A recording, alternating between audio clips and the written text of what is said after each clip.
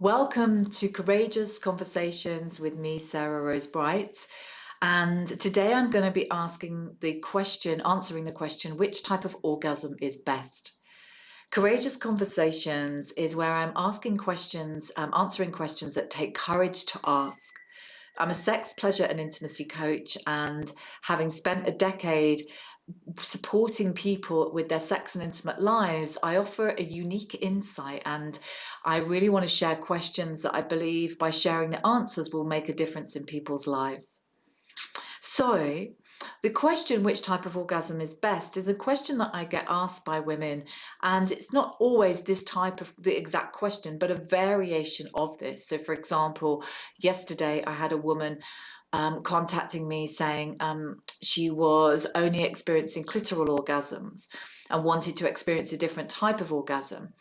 And often when I explore this with women, underneath this is they don't feel good enough because they maybe are having a clitoral orgasm and feel because they're not having a, for example, G-spot or cervical orgasm, or they're a multiorgasmic goddess, as is often sort of talked about, that they feel that they're somehow less than or not good enough. And, at the moment, there is a lot out there of how to be a multi-orgasmic goddess. And, I'm sure it's not the intention of the teachers, but I've had many people come to me, many women say to me that they feel that this is so far away from where they're at, that they feel really despondent, or they feel shame for feeling so far away from it. They feel they'll never reach that phase of being a multi-orgasmic goddess, that they can't enjoy sex until they've hit that place.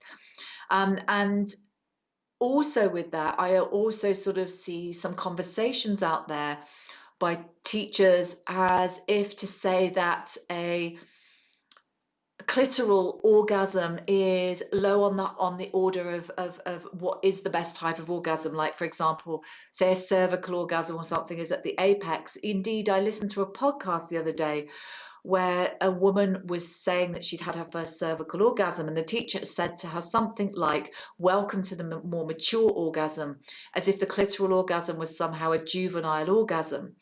And I feel that it's really important that I wanted to sort of do this video, because there is no better type of orgasm.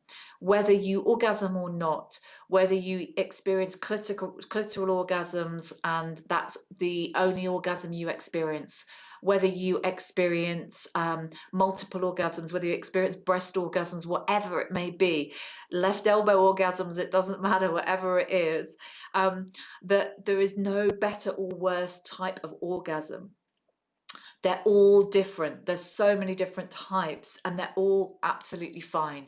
The key is that you enjoy it, and that is the absolute key.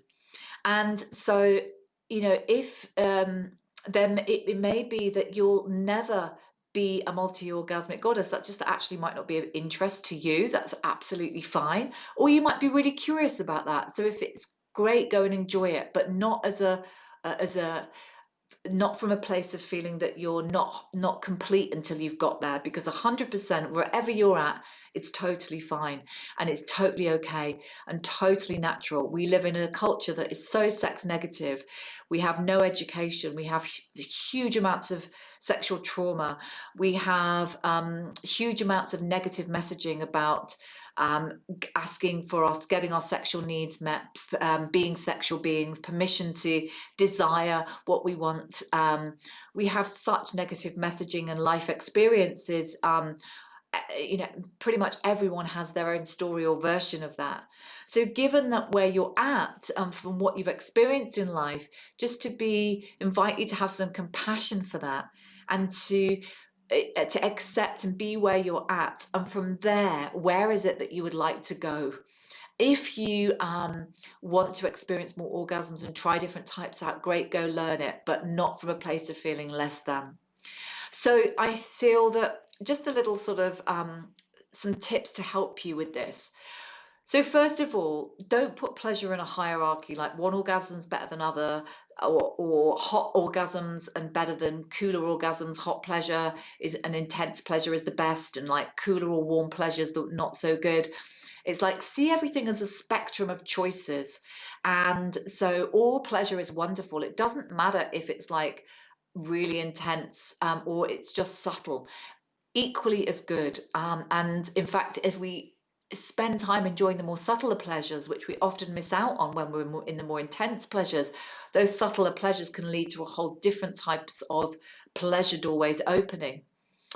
So secondly, let go of the pressure to have orgasm, because whatever type it is, or to even have one, because for example, a client I was working with recently, she felt that if she didn't have an orgasm, that sex was somehow not successful and that she had failed, that she was letting her partner down.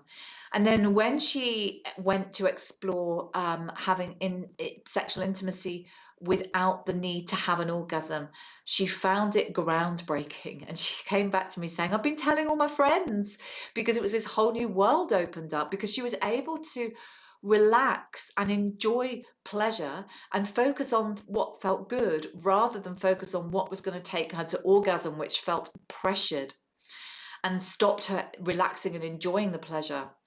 And then thirdly, for many people, the better question is not how to have more orgasms, but how to experience more pleasure.